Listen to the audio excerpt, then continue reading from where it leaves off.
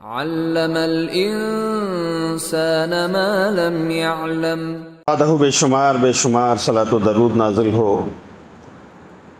نبی رحمت حضرت محمد الرسول اللہ صلی اللہ علیہ وسلم پر، جن کی ذات گرامی کائنات کی تمام مخلوقات کے لیے سراپا رحمت بن کر آئی، جن کے ذریعہ سے ہمیں کتاب ہدایت ملی، جنت کا راستہ ملا۔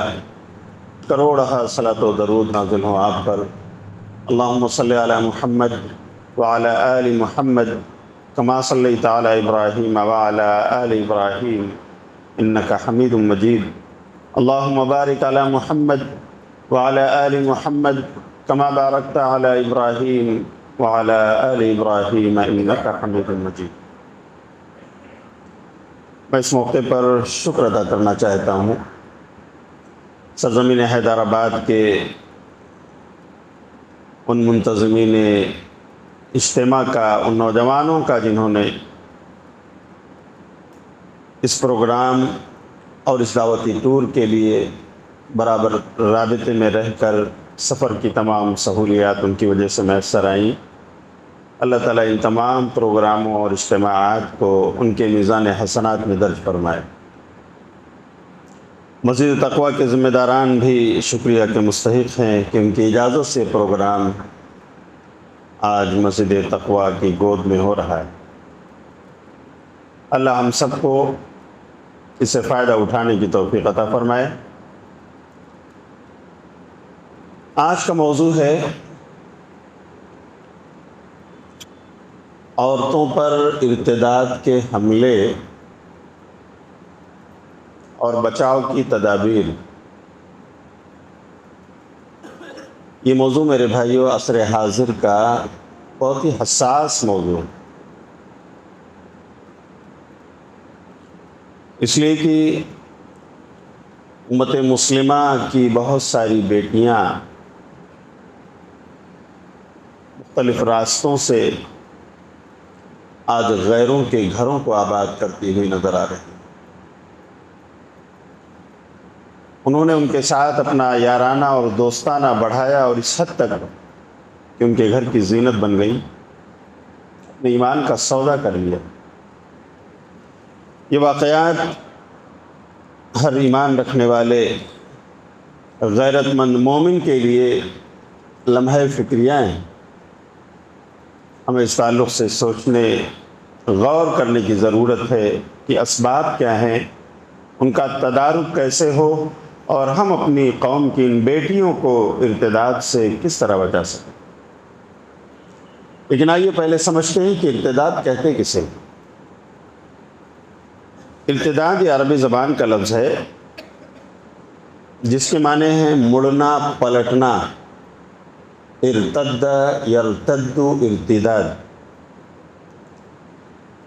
لیکن شریعت میں اسلامکلی اگر اس کو ایک اصطلاحی معنی کی شکل میں ہم سمجھنا چاہیں تو ارتداد کہتے ہیں کہ کوئی صاحب ایمان اسلام میں داخل، ایمان لے آئے، اپنے آبا و اجداد کے دین دھرم کو،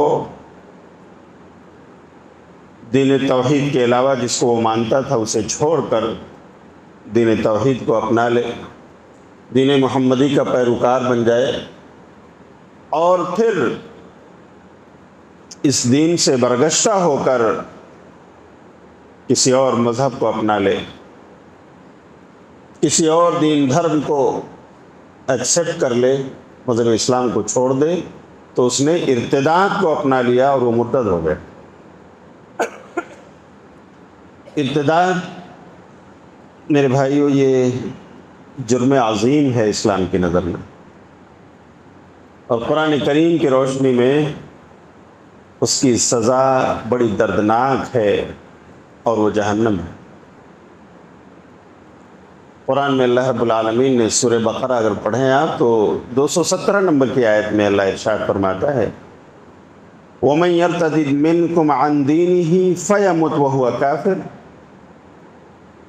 کہ وہ انسان جو اپنے دین سے مرتد ہو جائے، اپنے دین سے پھر جائے، پلٹ جائے، اور اسی کفر کی حالت میں اس کی موت ہو جائے فَأُولَئِكَ حَبِطَتْ أَعْمَالُهُمْ فِي الدُّنْيَا وَالْآخِرَةِ، یہ لوگ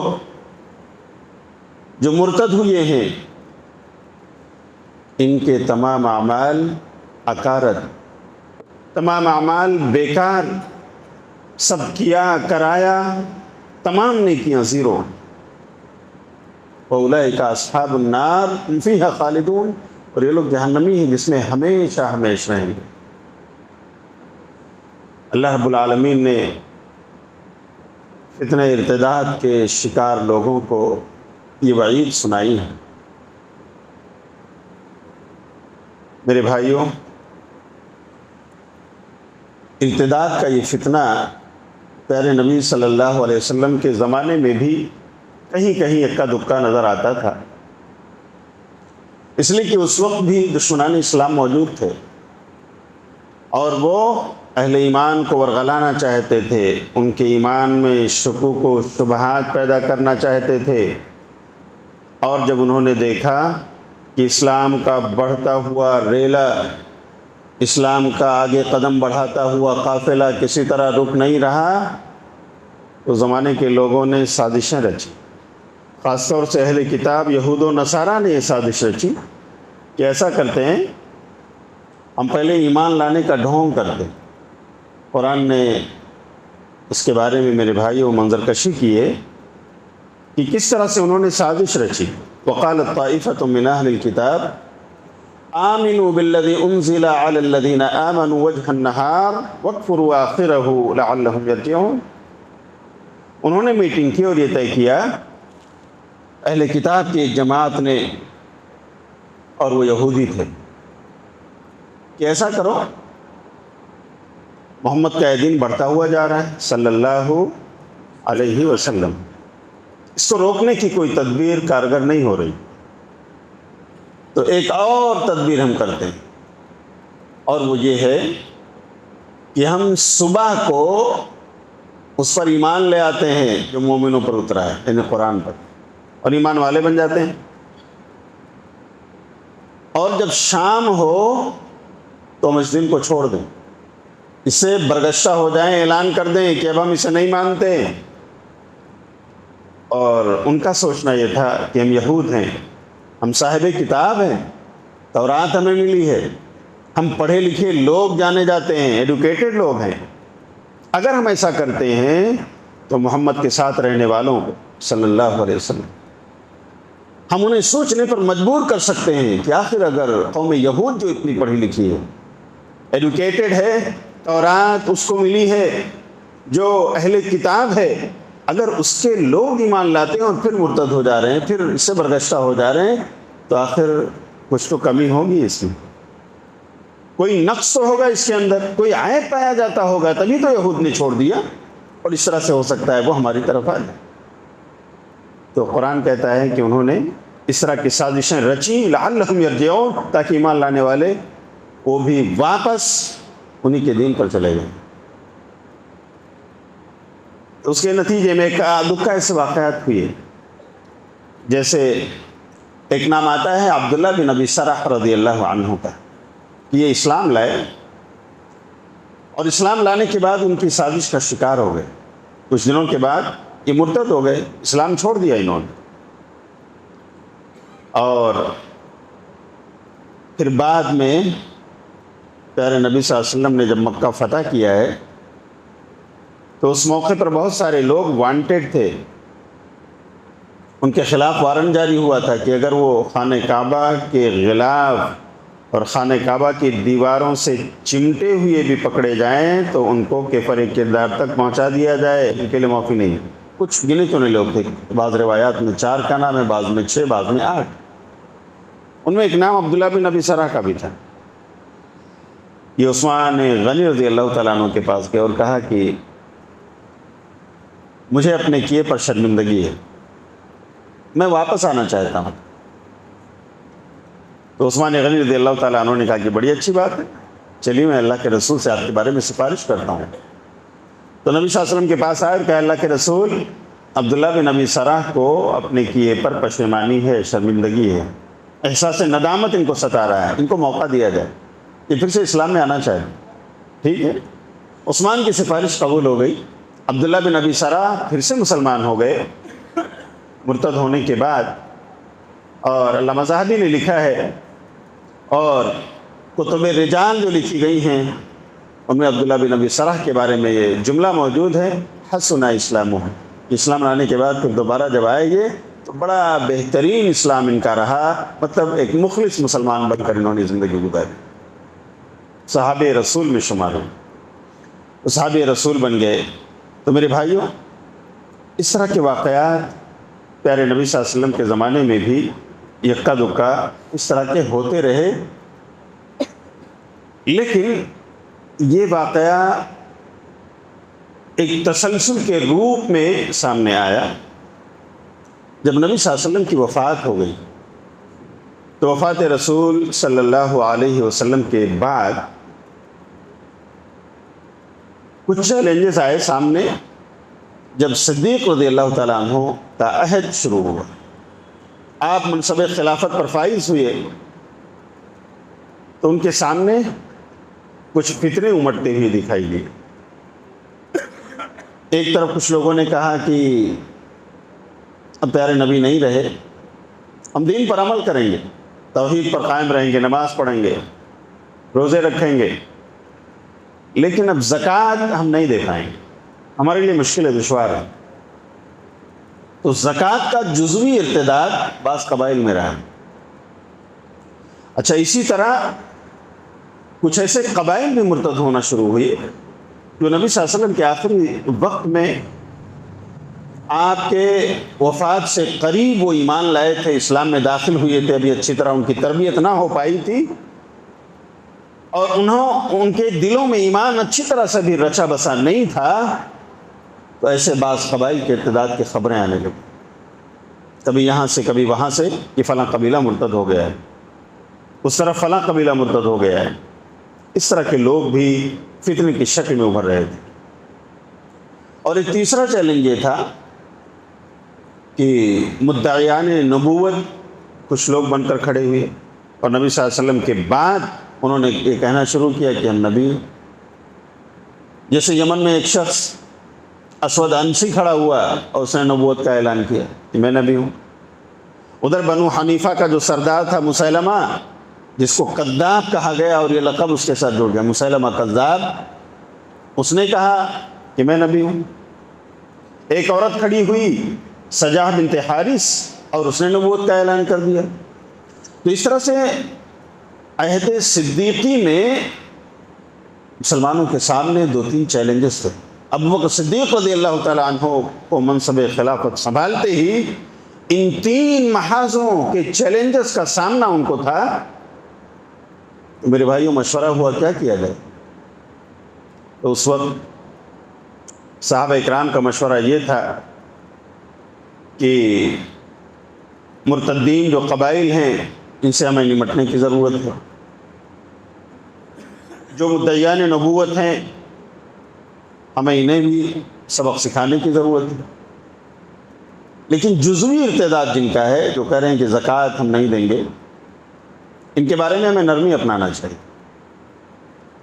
اس لیے کہ اگر ان کے خلاف بھی ہم کھڑے ہوں گے تو دو تین محاذ ہیں، ہم کس کس کو سر کریں گے.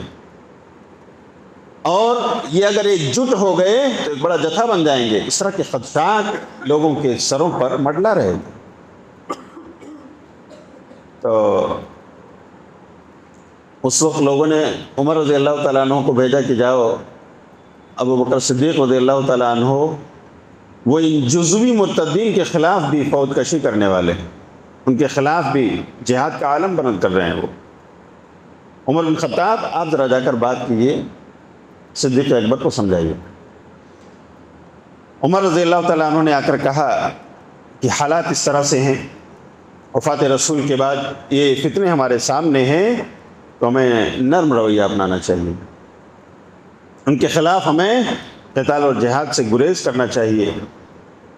لیکن ابوبکر صدیق رضی اللہ تعالیٰ عنہ منصب خلافت سنبھالنے سے پہلے جن کو بہت ہی سافٹ ہارٹ والا مانا جاتا تھا، بہت سافٹ کارنر رکھنے والا مانا جاتا تھا، بڑا ہی نرم رویہ رکھنے والا جنہیں شمار کیا جاتا تھا، اور یقیناً تھے وہ عمر رضی اللہ تعالیٰ عنہ کے مقابلے، اب دیکھیں بہت ہی نرم، لیکن اللہ رب العالمین نے ان کے سینے کو کھول دیا۔ انہوں نے کہا عمر کیا بات کر رہے ہو، جبار فی الجاہلیہ خوار فی الاسلام، فی بعض الروایات شجاع فی الجاہلیہ و جبان فی الاسلام۔ یہ زمانے جاہلیت میں تو بڑے جابر و قاہر تھے تم، اسلام لانے کے بعد بزدل ہو گئے ہو، کیا بات کرتے ہو عمر؟ اینقص الدین وانا حی، کیا دین میں کمی ہوگی حالانکہ ابو بکر زندہ ہے؟ ایسا نہیں ہو سکتا ہے۔ عمر سن لو، واللہ لأقاتلن من فرق بین الصلاۃ والزکاۃ، اللہ کی قسم کھا کر کہتا ہوں کہ میں ضرور ان کے خلاف بھی عالم جہاد بلند کروں گا جو نماز اور زکوٰۃ کے درمیان فرق کریں گے۔ نماز اگر ہمارے جسم کا حق ہے تو زکوٰۃ مال کا حق ہے، اس کا انکار کرنے والا مسلمان کیسے ہو سکتا ہے؟ اور اگر وہ مسلمان نہیں ہیں تو ہماری تلوار ان کے خلاف نکلے گی اور ہم عالم جہاد بلند کریں گے۔ یہاں تک انہوں نے کہا واللہ لو منعونی عقالا كانوا يؤدونه رسول اللہ لقاتلتم، کہ اگر وہ بکریوں اور اونٹوں کی رسیاں جس کو جمع کر کے وہ زکوٰۃ نکالتے اور اسے بھی ادا کرتے تھے، اگر ان اونٹ اور بکریوں کے ریوڑ کو باندھنے والی رسیوں کی زکوٰۃ بھی انہوں نے منع کر دی تب بھی میں ان کے خلاف جہاد کروں۔ اللہ کے رسول کو دیتے تھے، آج کیسے وہ روک سکتے؟ عمر رضی اللہ تعالیٰ عنہ نے کہا کہ اللہ نے ابو بکر کے سینے کو کھول دیا، شرح صدر عطا فرما دیا، منصب خلافت کی برکت نے ابو بکر کو بہادر بنا دیا ہے۔ اللہ اکبر۔ تو میرے بھائیو، ابو بکر صدیق رضی اللہ تعالیٰ عنہ نے تینوں محاذوں پر جو چیلنجز سے ان کا سامنا کیا اور تینوں طرف اپنی کمک بھیجی، مدعیان کا قلع کما کیا، اسی طرح جو قبائل مرتد ہوئے تھے ان کے خلاف بھی محاذ آرائی کی، اور جو لوگ زکوٰۃ کے جزوی منکر ہو گئے تھے حضرت ابو بکر صدیق رضی اللہ تعالیٰ عنہ نے ان کے خلاف بھی اقدام کیا۔ اور میرے بھائیو، نتیجہ یہ رہا کہ کل 2 سال یا پونے 2 سال کی مختصر سے مدت میں صدیق اکبر رضی اللہ تعالیٰ عنہ نے ان تینوں محاذوں کو سر کر لیا، اور تمام خطہ عرب گوشہ اسلام کے 1% تلے جمع ہو گئے، سب کے سب اسلام کے ماننے والے ہو گئے۔ اللہ اکبر۔ تو میرے بھائیوں، لیکن ایک بات یہاں سمجھنے کی ہے اور اسے ذکر کرنا بہت مناسب ہے کہ جو فتنے ارتداد کے زد میں بعض قبائل آئے اور مرتد ہوئے، بعض میں پھر اسلام لائے، ان کے ارتداد کے اسباب پر اگر آپ غور کریں تو آپ دیکھیں گے کہ 2-3 سٹیز اس وقت ایسی تھیں جس میں یہ فتنہ نہیں تھا، وہاں پر لوگ مرتد نہیں ہوئے، جیسے مکہ شہر، مدینہ اور طائف کی سرزمین۔ ان تینوں شہروں میں ارتداد کا فتنہ نہیں ہوا، محفوظ رہی ہے، اور اس کی وجہ علماء کرام مفسرین و محدثین نے بیان فرمائی ہے کہ یہ تینوں شہر پیارے رسول صلی اللہ علیہ وسلم سے بہت ٹچ میں تھے، ان کے وفود نبی صلی اللہ علیہ وسلم کے پاس آیا جایا کرتے تھے، آپ کی رہبری ان کو براہ راست حاصل تھی، اس لیے نور نبوت کی روشنی سے ان کا سینہ چمک رہا تھا، اور اس طرح اس کی کرنوں سے یہ فائدہ اٹھا رہے تھے۔ تو میرے بھائیوں، علوم نبوت جب انہوں نے سیکھا، پیارے نبی صلی اللہ علیہ وسلم کے شاگرد وہ بنے اور بہت قریب سے وہ ٹچ میں رہے نبی صلی اللہ علیہ وسلم اور آپ کے صحابہ سے، تو ان کے یہاں ارتداد نہیں آیا، علم نبوت سے وہ فیضیاب ہوتے رہے۔ اس علم نبوی نے ان کو ارتداد کے فتنے سے بچایا۔ وہ قبائل جہاں پر ارتداد کا فتنہ آیا، وہ اس طرح سے رسول صلی اللہ علیہ وسلم کی صحبت میں نہ رہ پائے تھے، اس کا موقع انہیں نہیں ملا۔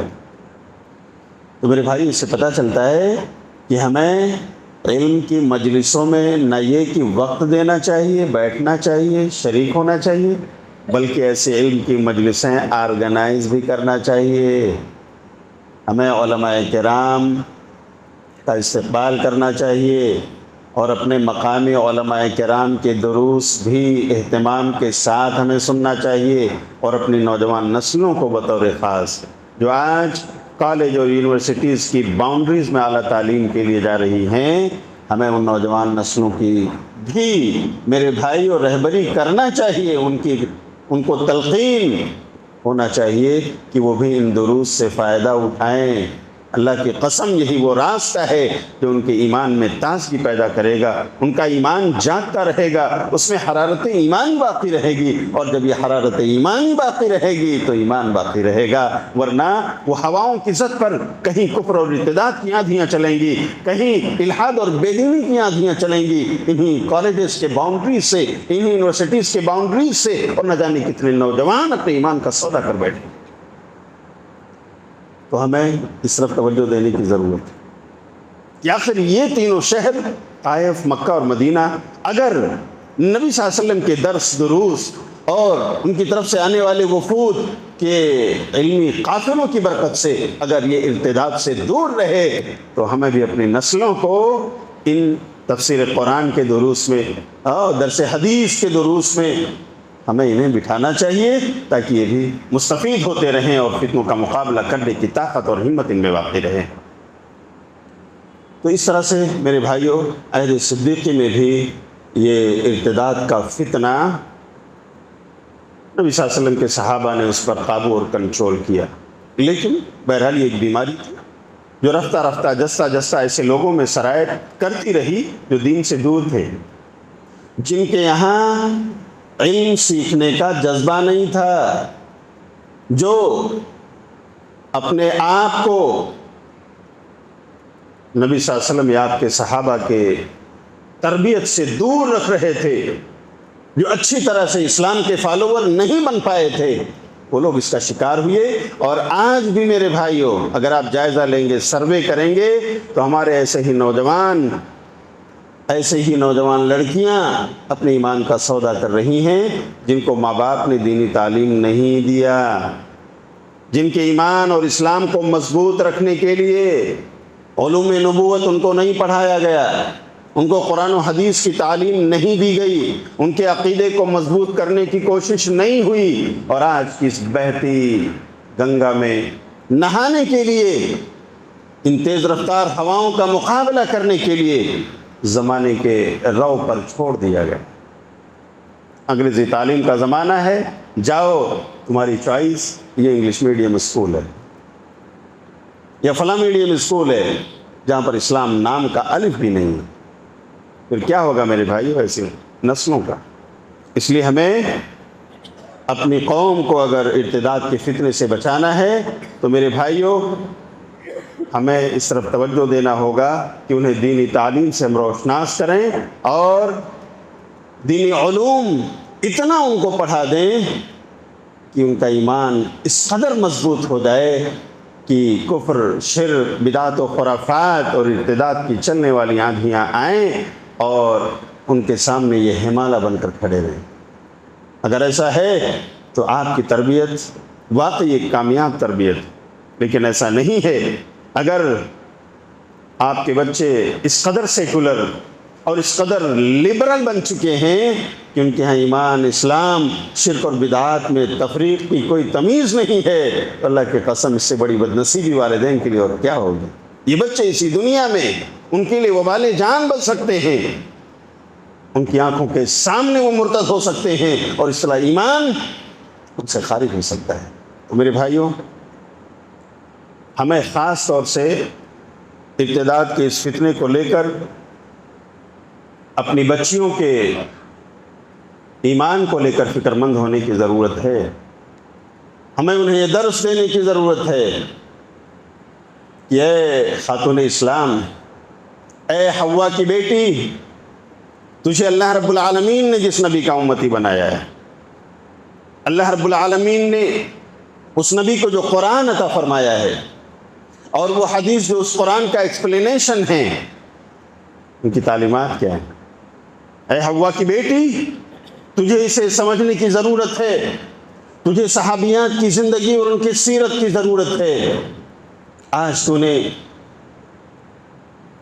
اعلیٰ تعلیم کے نام پر اپنے ایمان کا سودا کرنے کی ٹھان لی۔ تجھے ام سلیم کا واقعہ یاد نہیں؟ ام سلیم جو شادی شدہ ہیں، ان کی گود میں حضرت انس ہیں۔ جب نبی صلی اللہ علیہ وسلم نبوت کا اعلان کرتے ہیں اس وقت انس چھوٹے سے ہیں، لیکن بولنا چلنا ان کو آتا ہے۔ انس کی والدہ ام سلیم سب سے پہلے ایمان لاتی ہیں، اور اس کے بعد اپنے بیٹے حضرت انس کو کلمہ شہادت پڑھاتی ہیں۔ یا بنی قل اشہد ان لا الہ الا اللہ واشہد ان محمدا عبدہ ورسولہ، اور اتنے میں ان کے شوہر آ جاتے ہیں، کعب بن مالک الخزرجی۔ تو مالک بن نضر الخزرجی وہ ناراض ہو جاتے ہیں۔ اصبوت یا ام سلیم، ام سلیم بددین ہو گئی ہو تو کیا سبق رہی ہو؟ کہا نہیں، بددین تو نہیں ہوئی ہوں، آمنت بہذا الرجل، میں اس آدمی محمد پر ایمان لے آئی۔ اچھا ٹھیک ہے، تم نے ایسا کیا ہے نا، لا تفسدی علی ابنی، میرے بیٹے کو تو نہ خراب کرو، میرے بیٹے کو نہ خراب کرو۔ بڑے ادب کے ساتھ کہتی ہیں لا افسد ابنہ، میں بیٹے کو خراب نہیں کر رہی ہوں، میں تو اسے بنا رہی ہوں۔ اور پھر بڑے ادب کے ساتھ کہتی ہیں کہ اے میرے شوہر، اے مالک، اے میرے سرتاج، یہ بتاؤ ذرا کہ وہ محمد بن عبداللہ صلی اللہ علیہ وسلم جن کو آپ نے بچپن سے جوانی تک دیکھا ہے، اور آپ نہیں اس مکہ کے پورے معاشرے نے 40 سالہ زندگی تک ان کو ایک بھی جھوٹ بولتے ہوئے نہیں پایا، کوئی شہادت اور گواہی نہیں دے سکتا ہے کہ محمد نے جھوٹ بات بولی۔ آپ تو انہیں امین اور صادق کہتے ہیں، پورا مکہ کہتا ہے، آج وہ اتنا بڑا جھوٹ کیسے بول سکتے ہیں مالک؟ آپ نے سوچا کبھی؟ اسی لیے میں انہیں سچا مانتی ہوں اور ان کے دین پر ایمان لاتی ہوں، میں انہیں اللہ کا سچا رسول اور نبی تسلیم کرتی ہوں۔ آپ بھی ایمان لے آئے، آج بھی آپ میرے شوہر ہیں مالک، آج بھی میں آپ کو اپنا قوام سمجھتی ہوں، آپ بھی اس دولت سے محروم نہ رہو جو مجھے مل گئی۔ اللہ، لیکن مالک بن نضر ناراض ہو جاتے ہیں۔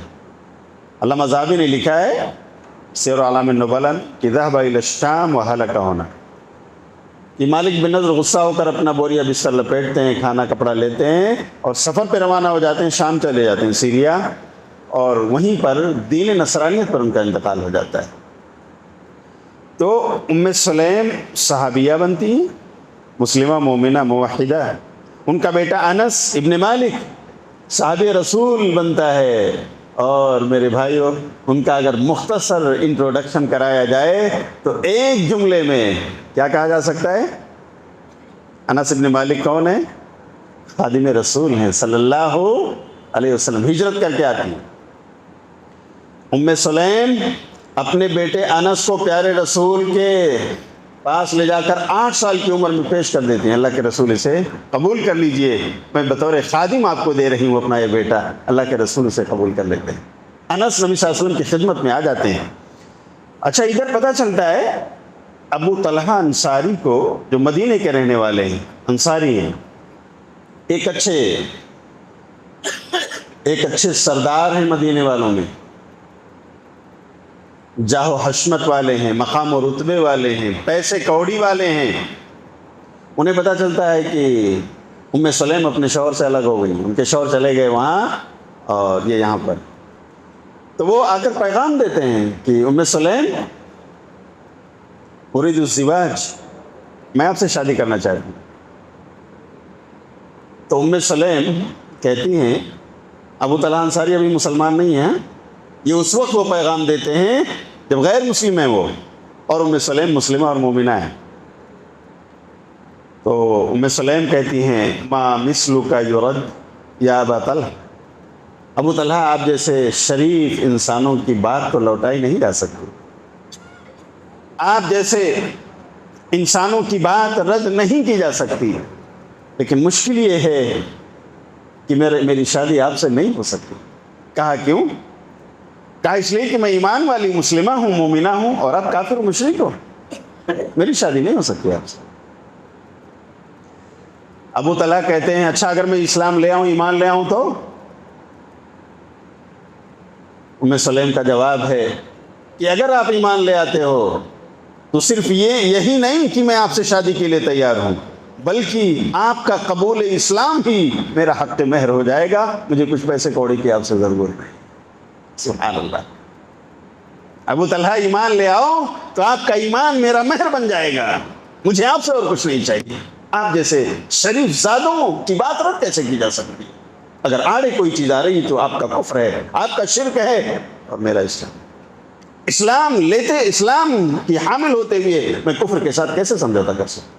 واپس جاتے ہیں، سوچتے ہیں، ام سلیم انہیں عار بھی دلاتی ہیں کہ آپ کے یہاں تو لکڑی کا وہ مجسمہ جس کے پیڑھے اور بیلن سے آپ کے یہاں روٹیاں بیلی جاتی ہیں، اسی کا اسٹیچو آپ کے گھر میں ہے جس کے سامنے آپ ہاتھ جوڑتے ہیں۔ ابو طلحہ کبھی آپ نے غور بھی کیا؟ ایک طرف اسی لکڑی پر آپ کی روٹی بیلی جاتی ہے اور پکائی جاتی ہے اس سے، اور وہی لکڑی دوسری جگہ پر آپ نے کھڑا کر رکھا ہے اور کہتے ہو میرا معبود ہے۔ آپ سوچو، غور کرو۔ وہ جا کر غور کرتے ہیں، سوچتے سمجھتے ہیں، اور پھر ایمان کے لیے تیار ہو جاتے ہیں۔ نبی صلی اللہ علیہ وسلم ایک جگہ صحابہ کرام کے ساتھ بیٹھے ہوئے تھے، ابو طلحہ انصاری چلتے چلے آ رہے ہیں، پیارے نبی نے دیکھا، کہا میرے صحابہ دیکھو یہ ابو طلحہ آ رہے ہیں، مجھے ان کی پیشانی پر ایمان کی چمک دکھائی دے رہی ہے۔ اللہ، ابو طلحہ انصاری آئے، کہا کیا ماجرا ہے؟ ابو طلحہ کیا ماجرا ہے؟ کہا اللہ کے رسول ایک میٹر ہے جس میں گواہ بنانے کے لیے آپ کے پاس حاضر ہوا۔ کہا بتاؤ کیا ہے؟ کہا میں نے ام سلیم کو خطبہ نکاح دیا تھا، پیغام نکاح، لیکن ام سلیم نے کہا شادی نہیں ہوگی، ایمان لاؤ گے تو شادی ہو سکتی ہے، اور انہوں نے یہ بھی کہا ہے کہ آپ کا قبول اسلام ہی میری مہر بن جائے گا، تو اللہ کے رسول آپ گواہ بن جائیے، میں کلمہ شہادت کا اقرار کرنے جا رہا ہوں، اشہد ان لا الہ الا اللہ واشہد ان محمدا عبدہ ورسولہ۔ اللہ اکبر، مسلمان ہو گئے، ام سلیم کا نکاح ان سے کر دیا گیا۔ یہ واقعہ میرے بھائیوں، بتاؤ کالج کی باؤنڈری میں سیکھ سکیں گی ہماری بیٹیاں؟ کیا یونیورسٹیز کے پروفیسرز ام سلیم کا یہ واقعہ بتا سکیں گے؟ ہماری ان بیٹیوں کے کانوں تک، ان کے ذہن و دماغ تک، ان کے دلوں تک یہ میسج کون سپلائی کرے گا؟ یہ مدرسے سپلائی کریں گے، یہ علماء دین سپلائی کریں گے، یہ دینی ادارے اور دینی سلیبس کے ذریعے ہماری بیٹیوں کو اس کا علم ہوگا۔ لیکن اگر ہم ان کو پڑھائیں ہی نہ، انہیں انگلش میڈیم اور دوسرے میڈیم کے اسکولوں میں داخل کرنے کے بعد ہم اپنے آپ کو روشن خیال سمجھ لیں کہ میری بیٹی تو MBA ہے، میری بیٹی تو ڈاکٹر ہے، میری بیٹی تو ایڈمنسٹریٹر ہے، میری بیٹی تو آرکیٹیکٹ ہے، اور فلاں پروفیشنل کورس اس نے کیا ہے، بڑے خوش ہیں آپ۔ لیکن کیا مومنہ بھی ہے؟ کیا واقعی مسلمہ بھی ہے؟ کیا وہ داعیہ اور مبلغہ بھی ہے؟ کیا اس کے اندر وہ دینی غیرت بھی ہے جو ام سلیم جیسی صحابیہ کے اندر تھی؟ اگر نہیں تو بچاؤ ان بیٹیوں کو، بچاؤ ان لڑکیوں کو، بچاؤ ان حوا زادیوں کو۔ اے میرے بھائیوں، اے میری بہنوں، اگر واقعی ان بیٹیوں کی حفاظت کرنا چاہتے ہو تو انہیں دین کی تعلیم سے روشناس کرو۔ ام سلیم کے واقعات ان کو بتاؤ۔ یہ ایک واقعہ میں آپ کو بتا رہا ہوں جو انسانی اور ایمانی غیرت کا واقعہ ہے۔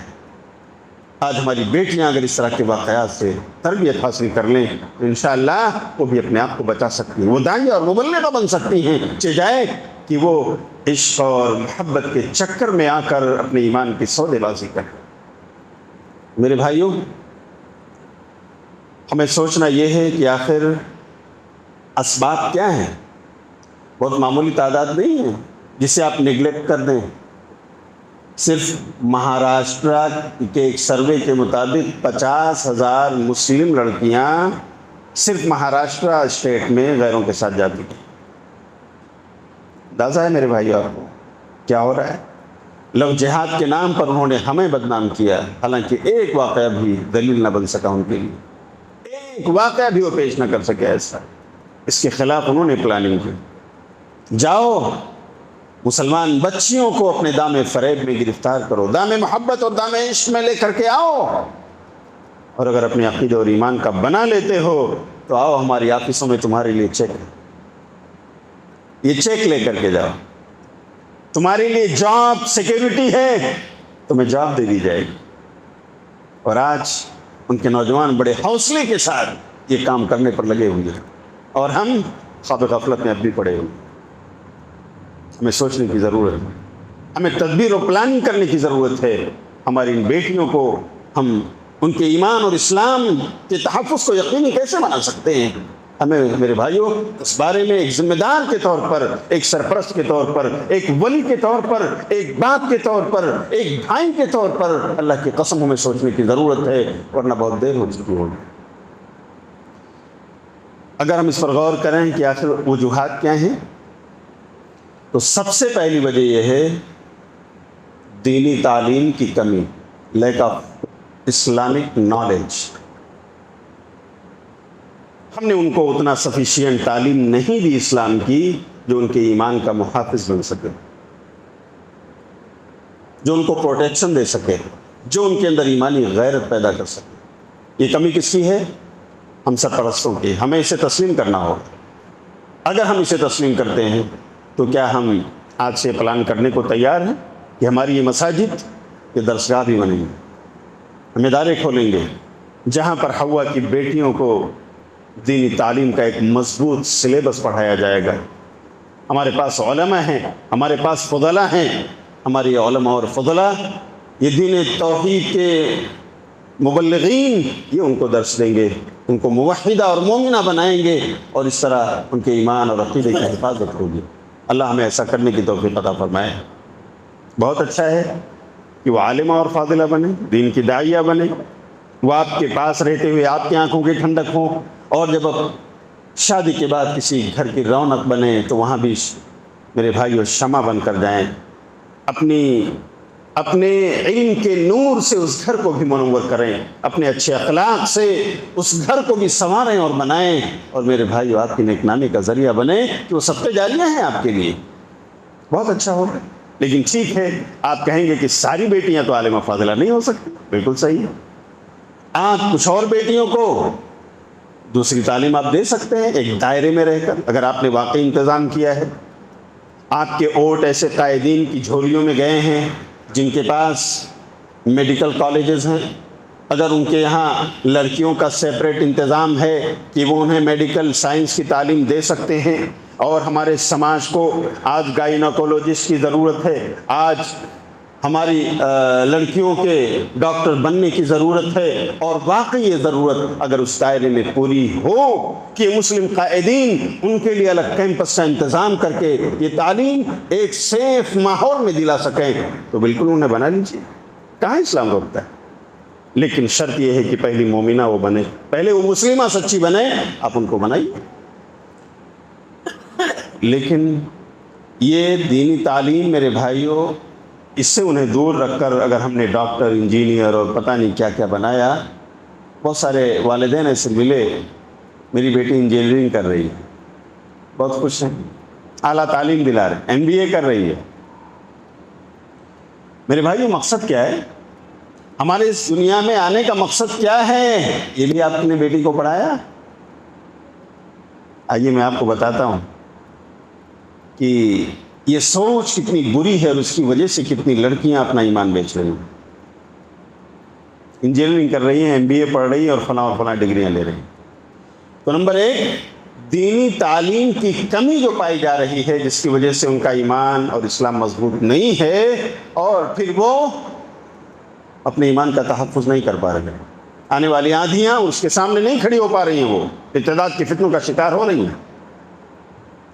ہمیں اس پر توجہ دینے کی ضرورت ہے۔ نمبر 2 یہ جو ارتداد کا طوفان ہم دیکھ رہے ہیں نا، یہ چلنے والی ہوائیں ہمارے پاس جو آ رہی ہیں، یہ اصل میں اسکول اور کالجز اور یونیورسٹیز کے گلیاروں سے چلتی ہوئی ہم تک پہنچ رہی ہیں۔ کیا مطلب ہے؟ وہ اسکول جنہیں مخلوط بنایا گیا، کو ایڈوکیشن جہاں پر دلایا جاتا ہے، بوائز اور گرلس ایک ہی کلاس روم میں ایک ساتھ بیٹھے پڑھ رہے ہیں، حالانکہ 10 سال کے ہیں، 12 سال کے ہیں، 15 سال کے ہیں۔ ہاں، چھوٹے بچے نہیں، چھوٹے بچے KG وغیرہ کے ہوں تو سمجھ میں آتا ہے، وہ ٹھیک ہے، چھوٹے بچے ہیں۔ بڑے ہو گئے بچے 10-12 سال اور اس سے اوپر کے ہیں، اور مخلوط تعلیمی اسکول میں، مخلوط تعلیمی ڈھانچے میں ہم نے اس بچی کا ایڈمیشن کرایا ہوا ہے، تو ہم نے ان کو موقع نہیں دیا انہیں ایمان کا سودا کرنے کا۔ کتنے غیر مسلم بھی وہاں اسکول میں پڑھ رہے ہیں، اور کالج کا تو بیان ہی مت کیجیے۔ اسکولوں کی حالت یہ ہے، ایک 4th اسٹینڈرڈ کا بچہ، یہ ممبئی کے ایک اسکول، اس کا نام لیے بغیر میں آپ کو بتا رہا ہوں، 4th اسٹینڈرڈ کا بچہ اپنی کلاس میٹ کو، جس کے ساتھ وہ بیٹھا کرتا تھا، اسے چٹ لکھ کر کے دیتا ہے آئی لو یو۔ تو محترم بھائیوں، محترم ذمہ داروں، سرپرستوں، میں آپ سے پوچھنا چاہتا ہوں، 4 سال 4تھی کلاس پڑھنے والا بچہ کتنی عمر کا ہوگا؟ ہاں، 12 سال، ہاں کتنا، 11 سال، ہاں 9-10 سال کا بچہ ہے۔ تو آئی لو یو کا جملہ میرے بھائیوں کس نے سکھایا اس کو؟ اس کی ٹیچر نے سکھایا؟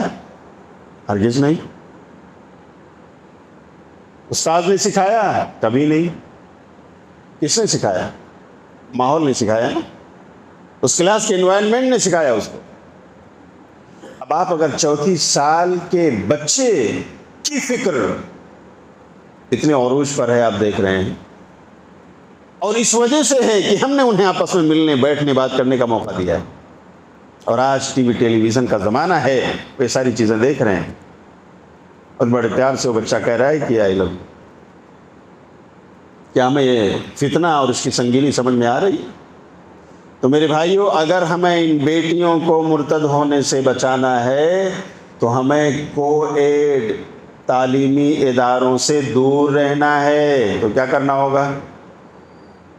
ہمیں کھڑا ہونا ہوگا، سماج کے کچھ ذمہ داروں کو کھڑا ہونا ہوگا، اور میں نہیں سمجھتا کہ حیدرآباد میں ایسے لوگ ہیں، اور الحمدللہ خوشی ہوتی ہے یہاں آ کر بہت سارے اسلامک ایڈوکیشن والے اسکولوں کو دیکھ کر جو واقعی معیار مینٹین کر رہے ہیں، کوالٹی جو دے رہے ہیں، ان کی بات نہیں کر رہا ہوں، ہر غیری کی بات نہیں کر رہا ہوں، جو باقاعدہ ایڈ کرا کے رجسٹرڈ ہو کر افیلیشن کے ساتھ آگے بڑھ رہے ہیں، اور ان کو سیپریٹ کلاس روم دے رہے ہیں، اسلامک سلیبس بھی اس کے ساتھ، اکیڈمک کے ساتھ پڑھا رہے ہیں۔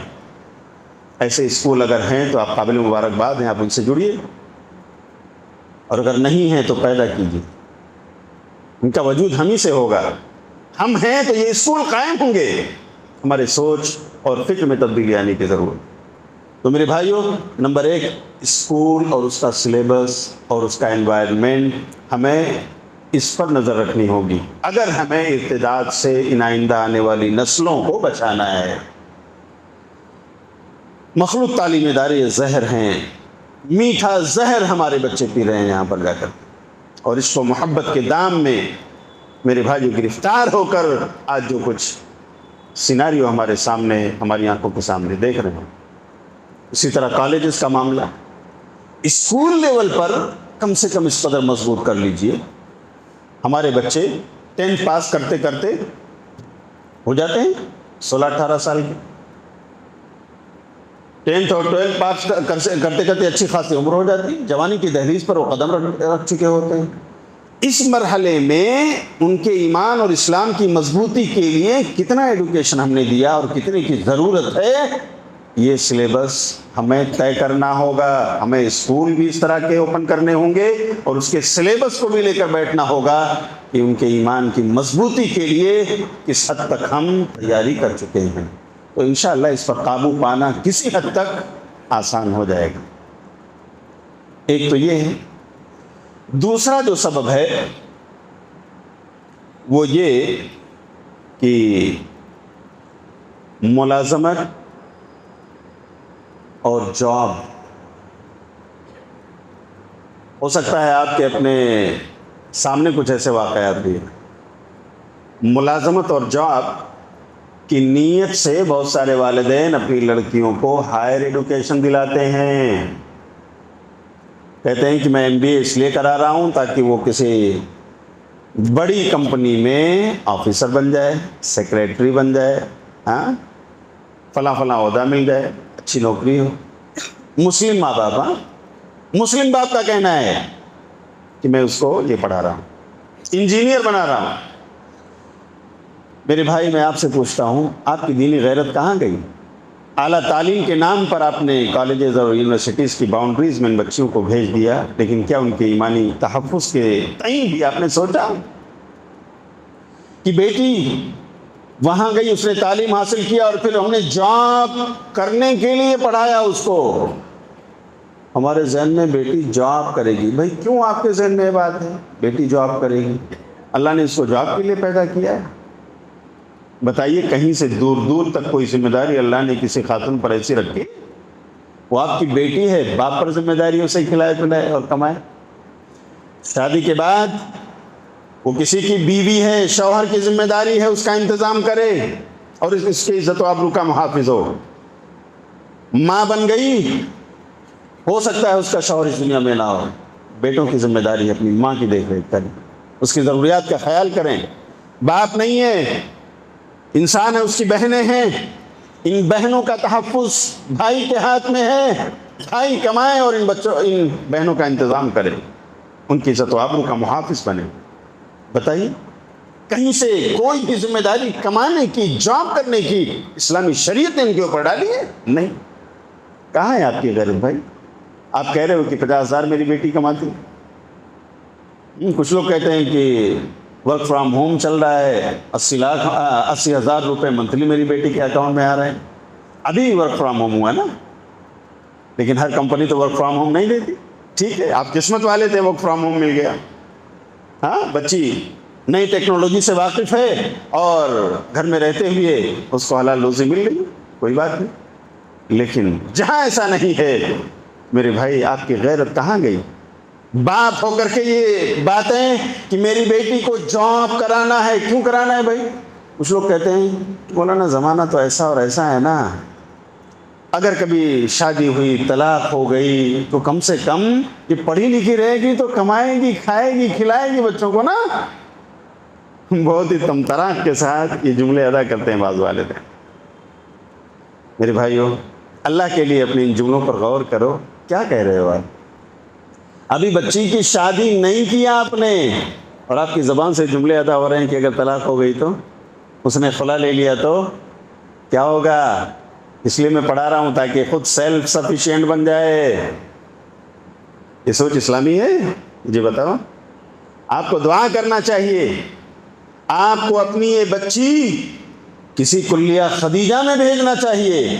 سچ یہ ہے کہ کسی کلیہ عائشہ میں پڑھا کر کے اسے ایڈوکیٹڈ بنانا چاہیے کہ وہ اپنے بچوں کی ایک مسلم مربیہ, ایک مومن تربیت دینے والی خاتون بنے اور ان بچوں کو تربیت دے کر کے وہ وقت کا قائد اور میرے بھائیوں قیادت والا بنائے. لیکن آپ نے کالجز اور یونیورسٹیز کی ہائر ایڈوکیشن کے لیے اسے ڈال دیا اور مقصد یہ ہے کہ جاب کرے گی. کتنی بیٹیاں ہیں آپ میرے بھائیوں سروے کر لو, گھر سے باپ دیکھتا ہے کہ میری بیٹی باحجاب ہو کر جا رہی ہے, میری بیٹی باحجاب برقع پہنتی ہے, مولانا میری بیٹی برقعے میں جاب کرتی ہے. میرے بھائی ذرا جاؤ کہیں پیچھا کرو, دیکھو آپ کے گھر کی وہ بیٹی جس نے برقعے میں اپنے آپ کو ملبوس کیا ہے, گھر میں آفس پہنچنے پر ریسپشن ہی پر اپنی برقعے اتار رہی ہیں, اس لیے کہ کمپنی میں پابندی. کمپنی تو شو پیس بنا کر اسے بٹھانا چاہتی ہو, تنخواہ دینا چاہتی ہے نا, اس نے برقعے اتار دیے اس لیے کہ پیسے آ رہے ہیں. تو بتائیے اب اگر اس خاتون نے ان پیسوں کی خاطر اپنے برقعوں کا سودا کر لیا تو ایمان کا سودا کتنی دور رہ گیا. کل کو وہی کمپنی کا بوس، اسی فیکٹری کا مالک اور اسی کمپنی کو چلانے والا بوس اور اس کے ذمہ داران، مینجمنٹ کے لوگ چارہ ڈالیں گے، تمہارا پرفارمنس بڑا اچھا ہے، 50,000 سیلری تھی اور ہم بہت خوش ہیں، اب 60,000 70,000، اب تمہیں 80,000 ملے گا۔ چارے ڈالے جا رہے ہیں ان بیٹیوں کے سامنے، اور کتنے ایسے ہیں کہ اسی مخلوط عمل کے ماحول میں جہاں مرد بھی ہیں عورتیں بھی ہیں، ان کے سامنے جب اس طرح چارے ڈالے جاتے ہیں تو یہ خواتین اپنے ایمان اور دھرم تک کو نہیں سوچتی، دنیا آ رہی ہے، دوڑ کر کے ان کے سامنے آ رہے ہیں اور اسے قبول کر رہے ہیں۔ کتنے ایسے ہیں رشتے میرے بھائیوں کہ وہیں انہوں نے پسند کر لیا کہ ابو میرے لیے پریشان مت ہو، تمہارا ایک کلیگ بڑا اچھا ہے، کیا نام ہے؟ منموہن جی۔ کیا کرو گے بھائی؟ جاب کی لالچ میں آپ نے MBA کرایا، آپ نے فلاں ڈگریاں دلائیں، آپ نے انجینئر بنایا، آپ نے 100 ڈگریز ان کو دلائے، لیکن ایمان اگر چلا گیا کس کام کا ہے؟ پیسے آپ کو نجات دیں گے؟ بتائیے ان پیسوں سے آپ کی بیٹی فدیہ دے کر کل قیامت کے دن نجات پا سکے گی؟ ذرا سوچیے، اللہ کی قسم یہ لمحہ کی دنیا ہے، یہ ملازمت کے اسپاٹ اور یہ جاب کے جو دھندے ہیں یہ ہماری قوم کی بیٹیوں کے لیے تو بالکل سود مند نہیں۔ وہاں پر کس طرح کے ماحول سے انہیں گزرنا پڑتا ہے، کس کے پاس میں قریب میں بیٹھنا پڑتا ہے، کس طرح کی میٹنگ ہوتی ہے جہاں پر انہیں حصہ لینا پڑتا ہے، آپ ذرا جا کر تو دیکھیں۔ تو یہ ملازمت کے اسپاٹ یہ بھی ارتداد کا ایک راستہ اور دروازہ ہے جسے ہم نے کھول رکھا ہے، ہمیں اسے بند کرنے کی ضرورت ہے۔ اللہ تعالی ہمیں اسلامی سوچ و فکر کا حامل بنائے۔ اسی طرح میرے بھائیوں ایک بات اور، ارتداد سے کیسے بچائیں، یہ موضوع چنا ہے ہمارے نوجوانوں۔ ایک اور سبب ہے کہ ارتداد کی چلنے والی آندھیاں جو زور پکڑ رہی ہیں، ان میں ایک چیز یہ بھی ہے کہ بعض مسلم خاندانوں میں بے پردگی عام ہے۔ آپ بزنس مین ہیں اور آپ نے اپنے کچھ پارٹنرز بنائے ہوئے ہیں، ان میں نان مسلم پارٹنرز بھی ہیں۔ اچھا، نان مسلم پارٹنرز کے ساتھ آپ جاب کر سکتے ہیں، حلال جاب ہونی چاہیے، یہ شرط کنڈیشن ہے، ٹھیک ہے؟ نبی صلی اللہ علیہ وسلم کے صحابہ کرام نے غیر مسلموں کے، یہودیوں کے اور مشرکوں اور کافروں کے باغات کو انہوں نے سینچا ہے، مزدوری حاصل کی، حلال ہے ان کے ساتھ کاروبار کرنا، ان کے یہاں مزدوری کرنا یا ان کو اپنے یہاں مزدور بنانا، یا ان کے ساتھ حلال بزنس کرنا، اٹ از الاؤڈ، کر سکتے ہیں آپ۔ لیکن ہوتا یہ ہے کہ ہمارے یہاں بے پردگی اور بے حجابی ہمارے گھروں میں کیا ہوتا ہے، کبھی ہمارا بزنس پارٹنر ہمارے ساتھ آیا، ہمارے ساتھ گھر میں چائے پی رہا ہے، وہ ہے، اس کا بیٹا ہے، جوان ہے، ہو سکتا ہے آپ کا بزنس پارٹنر وہ 30-35 سال کا ہو، بزنس کر رہا ہے، آپ نے اس کو اپنے سے قریب کیا اور اپنے لیے لابھدائک مانا، بہت فائدہ مند ہے، ایسا ہے، بڑا جینیس ہے، بڑا کوالیفائڈ ہے، اور گھر تک لے آیا آپ اسے۔ اچھا، آپ کے ساتھ اس نے چائے پی لیا، اس کا آنا جانا شروع ہو گیا، اب کوئی ضرورت پڑی آپ نے فون کر دیا کہ جاؤ گھر سے لے لو، گھر والے چائے پلا رہے ہیں اسے، گھر کی جوان بیٹی چائے لا کر پیش کر رہی، حجاب نہیں، نقاب نہیں، بات چیت شروع، یہ کہاں تک جاتی ہے؟ آپ بیریئر ڈال پائیں گے؟ یہاں پر بھی حجاب کی پابندی ہمیں اپنے گھروں میں کرنے کی ضرورت ہے، صرف اس لیے نہیں کہ آپ کا بزنس پارٹنر نان مسلم ہے، غیر مسلم ہے، اس لیے آپ پردہ کرائیے، حجاب کرائیے۔ حجاب نہیں کرائیں گے تو آپ کے اپنے گھروں ہی میں رہتی ہوئی یہ بیٹیاں مسلم گھرانوں ہی میں آپ کا ناک کٹوائیں گی، آپ کے لیے شرمندگی کا ذریعہ بن جائیں گی۔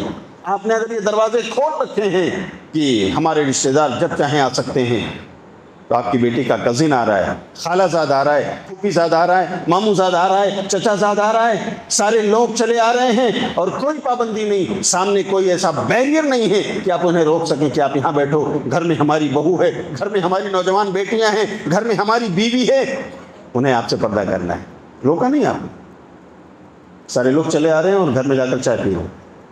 ہنسی مذاق بات چیت، نمبر شیئر ہو رہا ہے اور بعد میں فون پر بات چیت ہو رہی ہے۔ ہمارے اپنے گھرانوں کے لیے یہ بہت ہی تباہ کن چیز ہے۔ چاہے کہ اگر ہمارا غیر مسلم پارٹنر ہے اور وہ ہمارے گھروں تک آتا ہے اور ہمارے گھروں کی خواتین بے حجاب ہو کر کے ان کے سامنے آتی ہیں، انہیں چائے پیش کرتی ہیں، اللہ کی قسم یہ شرمناک بات ہے۔ اب اگر ایسی صورت میں ارتداد کی فتنوں میں مبتلا ہو جائیں تو یہ باعث حیرت نہیں ہے۔ ہمیں ان چیزوں پر بھی لگام دینا ہوگا۔ اسلام کا جو سسٹم ہے دیا ہوا ہے، اللہ کی قسم اگر اس پر ہم عمل کر لیں تو ہم ان فتنوں سے بہت حد تک نجات پا سکتے ہیں۔ اپنی ذمہ داری تو کم سے کم ادا کر سکتے ہیں نا۔ باقی ہدایت پر رکھنا اللہ کا کام، توفیق دینا اللہ کا کام ہے۔ ہاں، ورنہ تو پیارے رسول صلی اللہ علیہ وسلم بھی لاکھ سمجھاتے رہے، آخری دم تک بھی ابو طالب مسلمان نہ ہوئے۔ ہاں، نوح کا بیٹا کنعان مسلمان نہ ہوا، لیکن ذمہ داری تو باپ نے ادا کی نا۔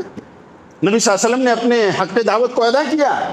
تو میرے بھائیوں، ہمیں بے حجابی جو ہمیں بے حیائی تک لے جاتی ہے اور پھر اس طرح ارتداد کے فتنوں تک لوگ چلے جاتے ہیں، ہمیں اس سے بھی اپنی بیٹیوں کو بچانا ہوگا اور اپنے گھروں میں اسلامی پردہ لاگو کرنا ہوگا۔ صرف یہ نہیں کہ وہ باہر جائیں تو پردہ پہن لیں، وہ گھر میں ہیں تب بھی کزن سے ان کا پردہ ہے، خالہ زاد سے پردہ ہے، ماموں زاد سے پردہ ہے، چچا زاد سے پردہ ہے۔ یہ سب وہ لڑکے ہیں جن سے ان کی شادی ہو سکتی ہے، آخر انہیں آپ بے لگام کیسے چھوڑ سکتے ہیں کہ وہ گھروں میں جائیں بیٹھ کر کے چائے پئیں اور آپ کی بچیوں کے ساتھ وہ بات چیت کریں، جبکہ وہ بالغ ہیں اور بالغہ ہے۔